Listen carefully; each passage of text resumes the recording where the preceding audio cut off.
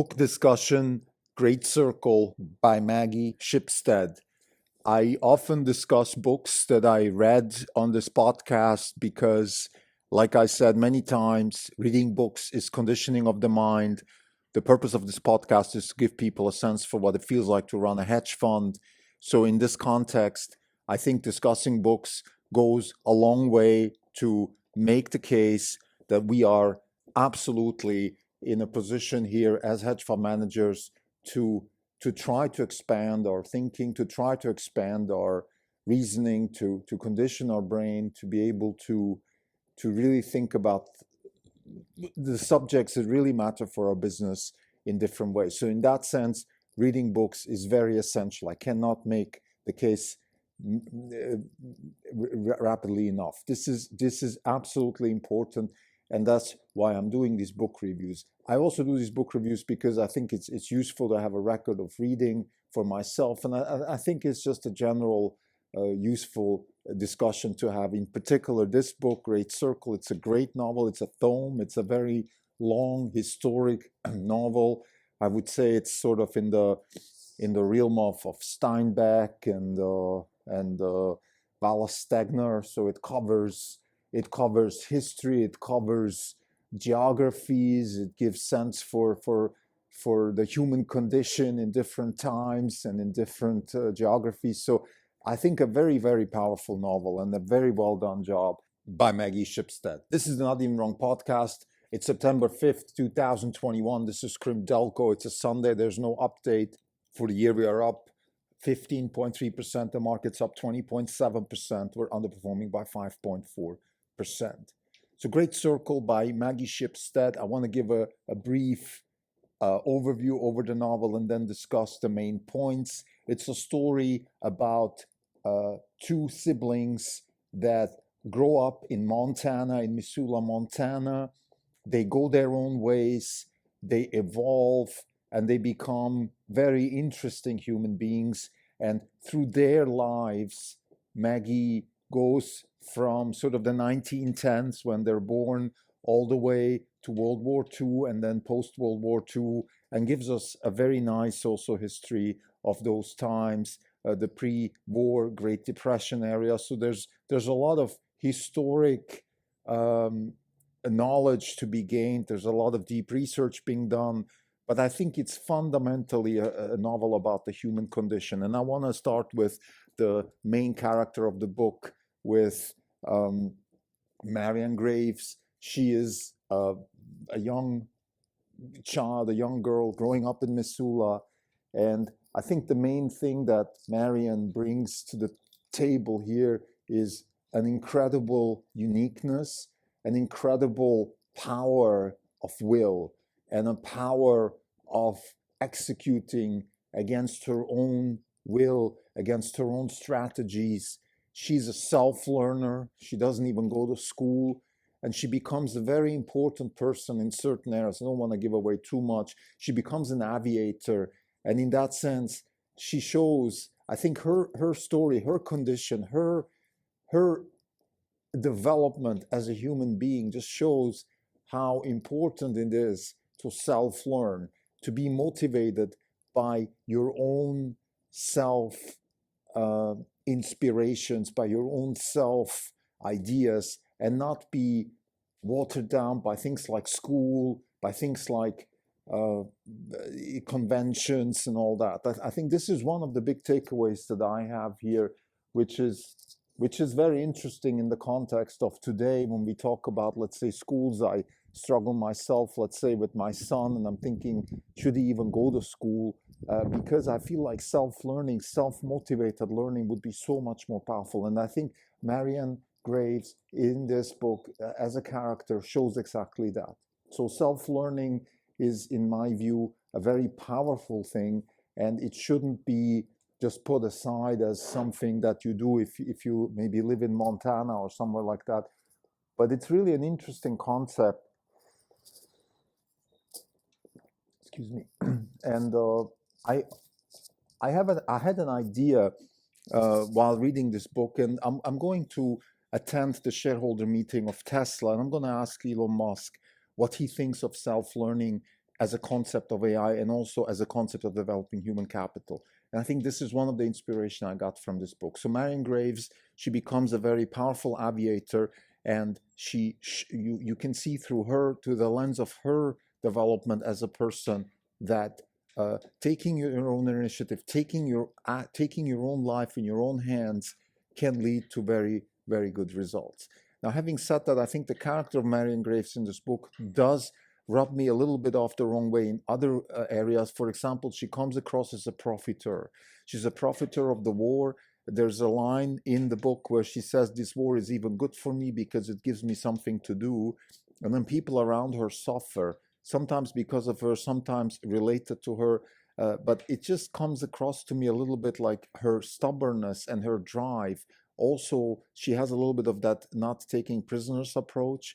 And it feels to me that she lacks empathy and she lacks sort of humanity. And I think, I don't know if Maggie wanted to go down that route, but she shows a very successful, powerful, driven human being that on the other hand lacks a little bit of humanity. And I think this is a fine line between humanity as a character and a condition of empathy and having maybe having consideration towards other people, towards other people's well-being, and then also going your own way, developing your own career, pushing your own agenda.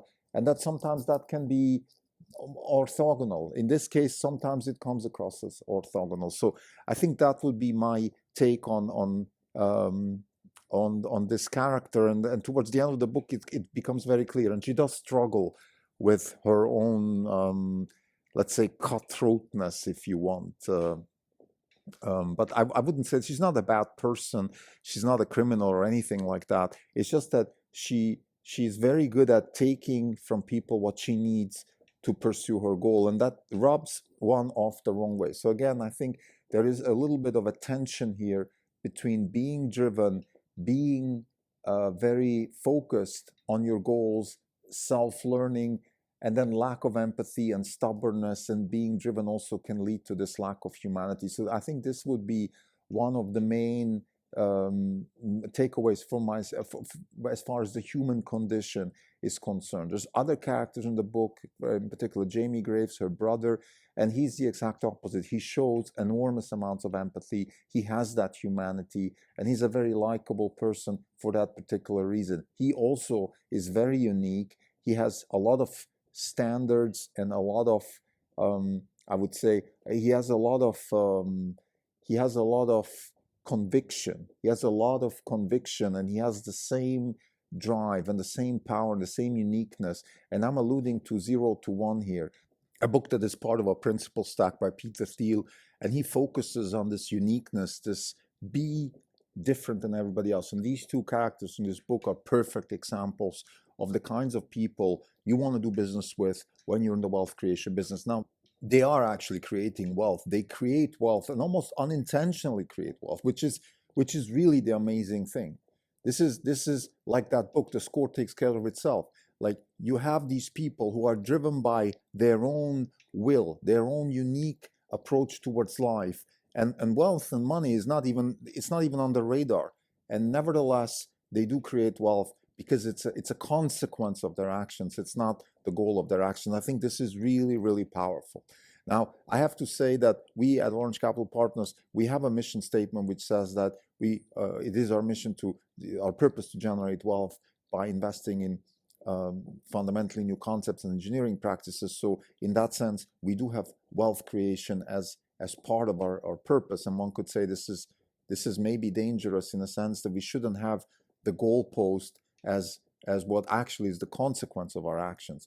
But I think as a fund, as a business in the business of generating wealth, we have to state that very clearly, just to be also differentiating ourselves from other types of fund managers that are not in the wealth generation business, like, for example, the asset gatherers.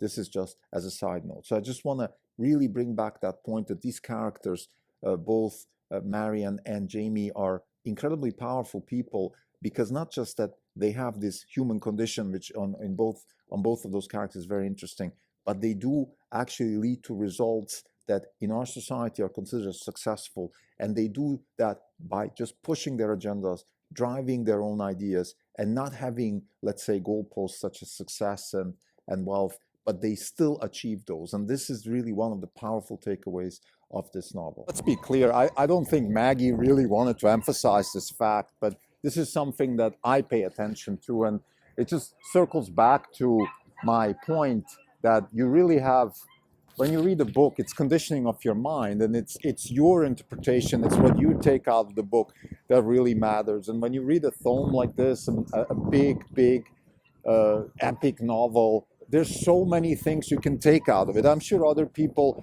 got inspired by love or by the homosexuality which is expressed in the book, or other things that I certainly also pay attention to. But to me, the most interesting point was really this fact that you have these two people who are orphans, sent to Montana, grow up, and become very successful without any specific nurturing or anything like that. And just to be clear, they don't just succeed out of nothing. They do actually get help from East and West Coast towns, from rich people. Capital is needed. And that's another big lesson that you learn in the hedge fund business, that you need talent and you need capital. I just wanted to point this out as one of the big takeaways and one of the big interesting points that come across reading this novel. Shift gears a bit. I think one of the other big themes of the novel, it's a historic novel. So it goes from the 19 teens to 2015 or something. So it's about a 100-year span. And it's very interesting. I mean, you can draw your own conclusions when it comes to history. And I think this is probably one of the biggest takeaways of any historic novel, is that you can look at history through your lens, and the facts are always tainted by the way you look at it. And one of the other things that I think you can take from this is that your environment shapes you, and then it doesn't. You can make both arguments. For example, our main character here, Marianne Graves, she definitely is shaped by her environment. She goes through the Prohibition era, she goes through World War II, she survives because certain technological advancements weren't made. If whatever happens to her happened today, she would actually die, just simply because there would be no people in certain places. Instead, there would be technology. Back then there were people. So there's certainly a lot of technology and a lot of environmental and historical facts that do matter. And you can't just say people are irrelevant when it comes to people are shaped. But on the other hand, also the characters and the human condition of these people, who they are, you know, Jamie and Marianne and all the other characters of the book, they are who they are. So they don't change. There's also a character which is transferred to today, an actress from Los Angeles. And of course, that actress, and by the way, also her character, I think, is incredibly geared towards contemporary Los Angeles. It's a very well formulated character, I would say. This is kudos to Maggie here, that she did a great job in characterizing a famous actress in Hollywood, which maybe sounds like, yeah, what's the big deal? I think it's a great job that she did there. And you can just say that, well, this person is a reflection of her time. Clearly she is. I don't think Hollywood in the 1920s or 30s would have been the same. And I don't think a character like this particular person, this actress that is a big part of the book, would be reflected in this way if we were in 1920. But on the other hand, her character, her depth, her essence, whatever she is, whoever she is, I don't think that would change. And I think this applies to novels. We're going back to the big Russian novels, the volumes, the Steinbecks and everybody. I think anybody who is good at drawing characters when it comes to writing novels or nonfiction has to have a certain transpiring identity, a certain depth and transcendent depth of identity that transcends time and history. And you have to walk that tightrope between that and also, of course, making sure that the characters make sense. You can't have a 1920 character behaving like it's 2010. That's just not going to happen. So that is a very tight rope that a novelist has to has to walk. And I think this is partly what makes a good book. And I think this book has certainly delivered on that front. So I think one more thing I want to mention here before I summarize my comments about Great Circle is the impact of technology. I think this book is also about technology. It's about technology in the context of war. It's about technology in the context of aerospace, which in this particular time horizon, 1910 to 2010, certainly is a big deal, particularly in the first 50 years of this time horizon. So technology evolves, technology saves lives and kills lives. I think it's just a reminder. Let's leave it at that. It's a reminder of how much technology has changed and how much we as people and our deepest core of who we are is shaped by technology. And again, to repeat that, on the one hand, we have an identity that transcends time and technology and history and cultural environment, but on the other hand, we're also shaped. And I think this is a very interesting tension, if you will, like a tension between how much am I shaped by my environment and how much am I actually myself, and no matter which time. So I think we all could ask ourselves this question. If I was put back into 1910 or 1810 or whatever, would I still be the same? How much of me would still remain and how much of me would change? I think this is an interesting question. This book shows some of that. She shows some of that. Maggie shows some of that.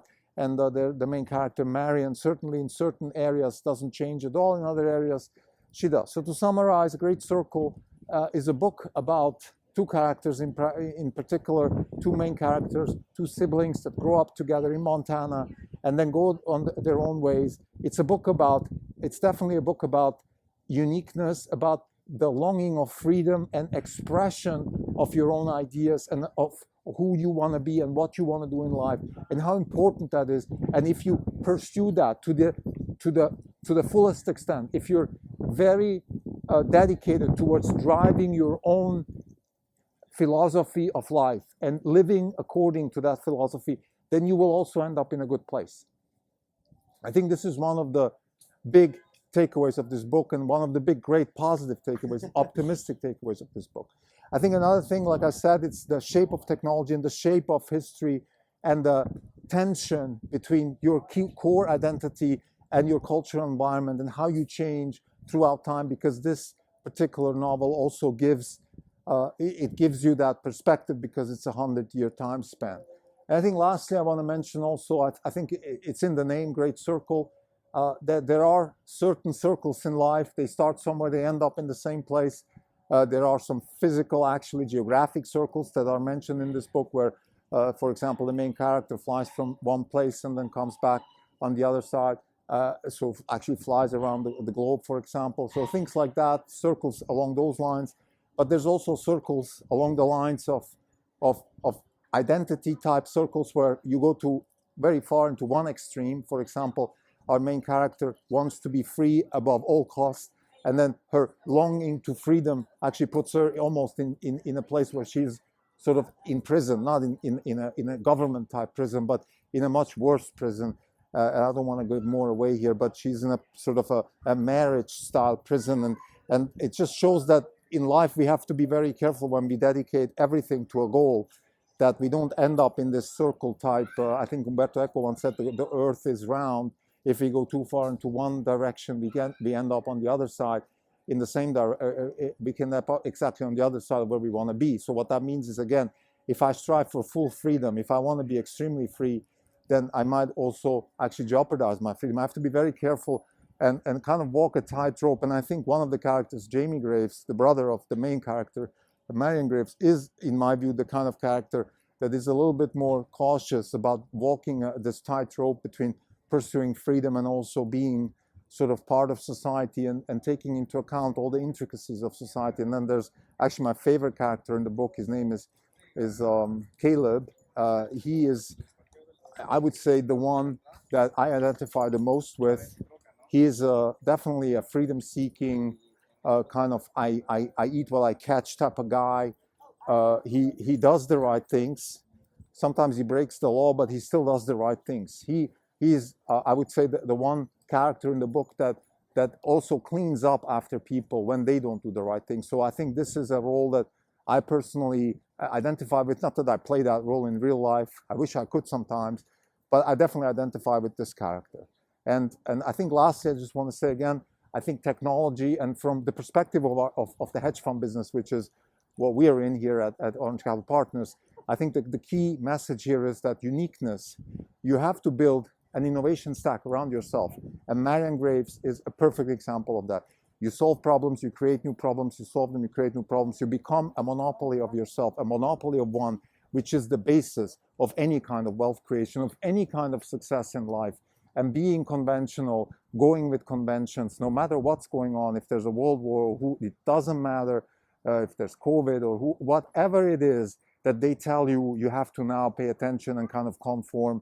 You always have to stay. The North Star of your own life is always going to be the innovation stack that you're building around your skill set, around your ideas and your philosophies. Thank you.